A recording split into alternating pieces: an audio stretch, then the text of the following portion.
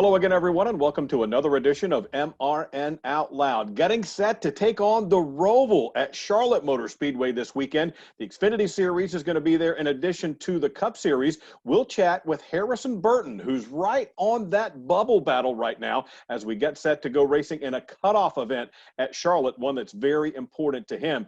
Later, we'll chat with Chase Elliott, who won last time we raced at the Roval, and we'll do all that right after this. Citywide to countryside. Whatever you drive, wherever you go, Hercules Tires has the value, selection, and industry-leading warranty to get you there, no matter where the road takes you.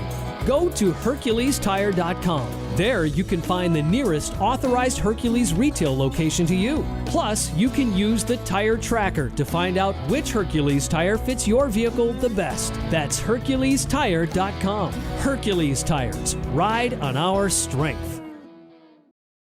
Harrison Burton joins us now. He drives the number 20 Dex Imaging Toyota at Joe Gibbs Racing, 9th in the standings as we head to the Roval this weekend. And Harrison, this round has been a wild card round for sure with Talladega and now the Roval in it, but you've been on this course before and had a pretty decent finish. You're 9 points below the cut line coming in. Are you a guy who follows the math every single lap, or do you just go and stick to your game and say, maybe kind of update me at the end?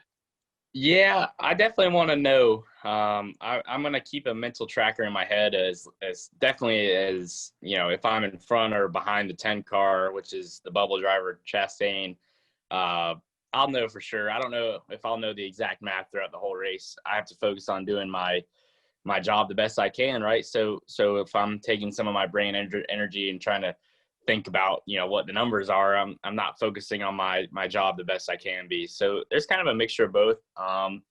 You know, maybe my driving style changes if I need a little bit more and I'm prompted to go ahead and kind of go for broke, or maybe the opposite. Maybe I have to be conservative because the 10 is having a bad day or whatever it may be. You know, the situation changes so quickly in these playoffs. We saw in Talladega, I was up like 10 points on the cut line and then one crash and now minus 9 or 7 or 8 or whatever it is. I don't even know the number exactly. I just have to go and drive as fast as I can, right? But yeah, it's a challenge. You know, watching your season kind of go back and forth with the point bubble, it's a challenge, but I think I'll be focused more on my driving than the numbers. There used to be two schools of thought in terms of road courses. The guys who would try to be smooth as glass the whole time, and the guys who would just throw the car around as hard as they could into every turn. Where do you fall in that landscape, or maybe somewhere in the middle?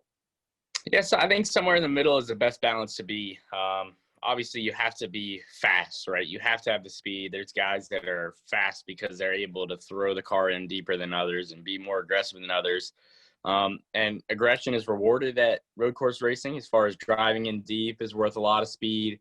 Getting on the gas real soon is a lot of speed.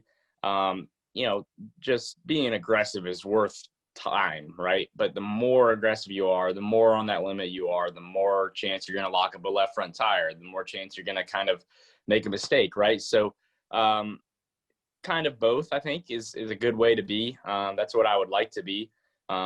I think that road racing as a whole is just a really big challenge, but for me, that's what I want to be. Is I want to be aggressive when I need to be, but be able to run 90% of what I think the car is capable of and be fast doing it. And you normally leave yourself of a little bit less mistakes, you know, than going 100% the whole race.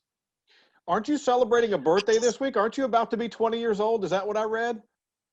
Yeah, that's right. I don't even know what day the 9th is when I turn 20. I don't even know what day of the week it'll be, but I'm so focused on the playoffs that my girlfriend was like, "Hey, it's almost your birthday." I was like, "What? No, it's not. There's no way." And then, yeah, sure enough, she was right. So I didn't even know about it, but yep, it's coming up.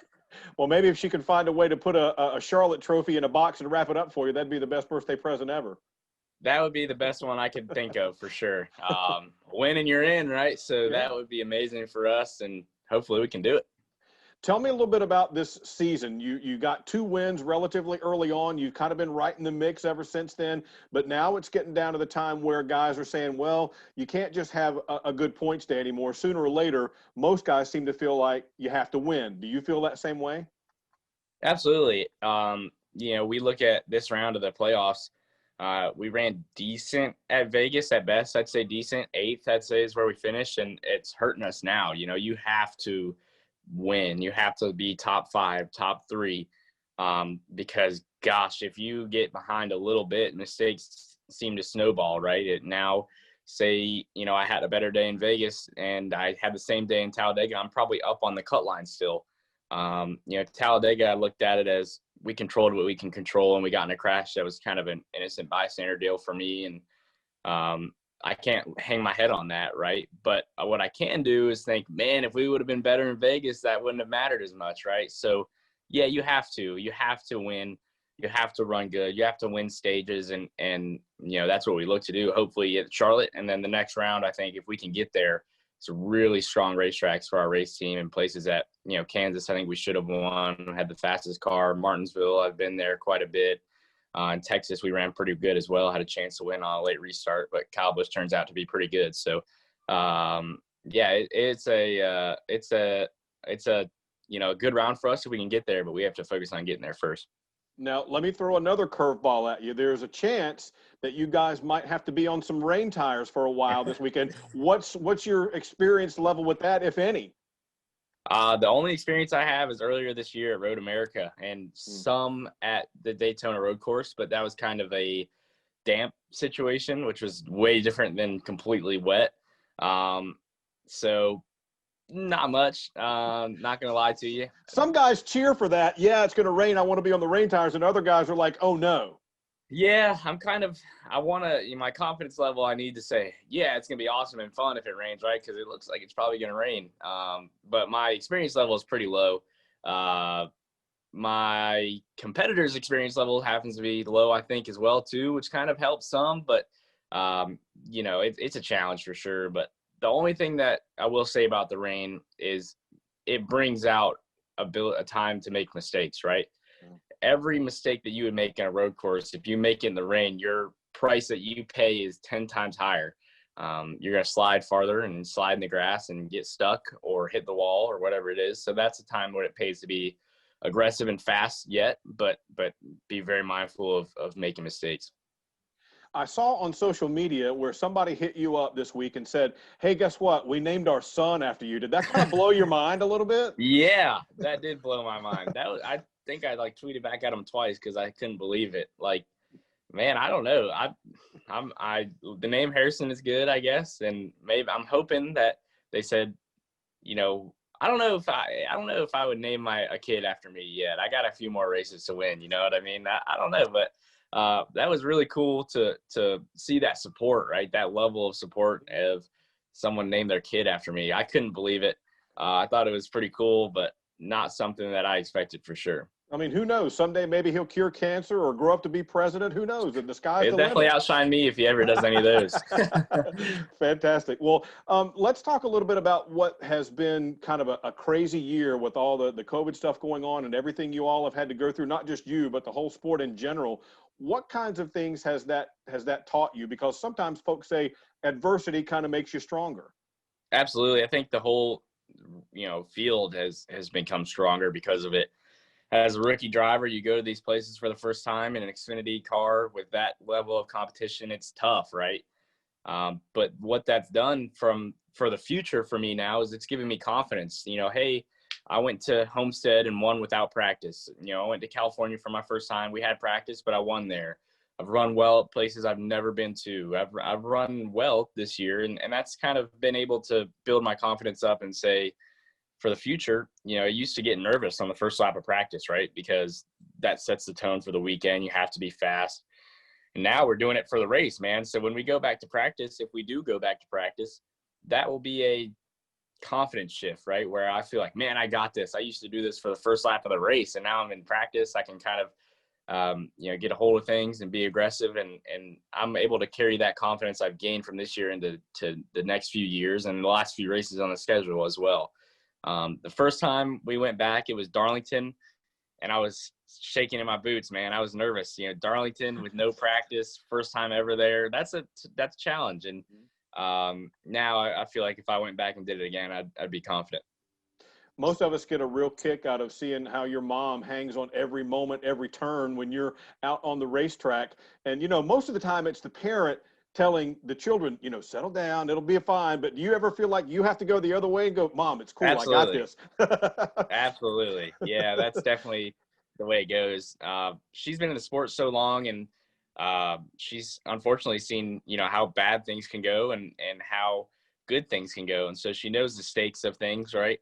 And that's, I think, what kind of weighs on her the most is she loves me and my sister and my dad so much, and cares for us and wants us to succeed. And she doesn't hide her emotions well, I guess. I think every parent feels how she looks, but they hide it better than her. She's the first to admit she wears her emotions on her sleeve. And it's fun for me to, kind of give her a hard time. But at the end of the day, it's cool to see how much, support and how much she cares. To be jumping up and down like that for 3 hours or 2 hours, however long our races are, she's got to be worn out by the end of those deals more than me even. Absolutely. It's got to be a great feeling to know you got that much support behind you that you can kind of draw on if the tank gets low, for sure. Well, Harrison, we appreciate your time. Good luck this weekend at the Roval and into the next round. We'll think positive and say you're going to be there and be racing for to make it to the championship at Phoenix, but we'll certainly keep an eye on it for sure. And boy, I'd like to see those rain tires come out a little bit, but who knows? It'll be fun either way. It'll definitely be fun either way. As a team, we're really excited to go to the Roval with our backs against the wall and try and make something awesome happen. So it's an opportunity to be great, and we're all excited for it. Awesome. Thanks for your time. Appreciate it. Yeah, thank you. There you go. That's Harrison Burton. We'll be right back. Sir, are you aware you were going 40 miles an hour? This is a residential area. Sure, but I'm on my lawnmower? Wait, am I getting a ticket? No, I've just never seen anyone top 9 miles an hour on one of those bad boys. And mow their entire lawn in 30 seconds? What got into you? Well, it did fuel up at Sunoco this morning. At Sunoco, we know how to fuel peak performance. We've been doing it for American racing for over 50 years. Fuel your best. Welcome back to MRN Out Loud. Chevrolet hosted a Zoom session earlier this week with Chase Elliott and Jordan Taylor. The IMSA cars are running at Charlotte as well. But we wanted to talk to Chase about the Roval specifically since he won last time there. I had a chance to ask him about it. I think what makes the Roval really unique is it's kind of like trying to fit a whole bunch of stuff in a very small area, I feel like. So the place just does not flow very good. That thing probably wasn't meant to be a road course, I would say, when they built it. So it's just unique, and there's just a lot of places around the racetrack that are really tight, not a lot of flow. I feel like most road courses around the country that I've been to at least have a flow to them. You kind of get in a groove, and it's really hard to find that groove, I feel like, at the Roval. So, and I even think going back there this time, it's hard. It's going to be a challenge to find it. I felt like last year throughout practice and throughout the weekend, I never felt like I got into a flow very well. I feel like our car was driving pretty good, but I just never could find a groove to get in and find any consistency.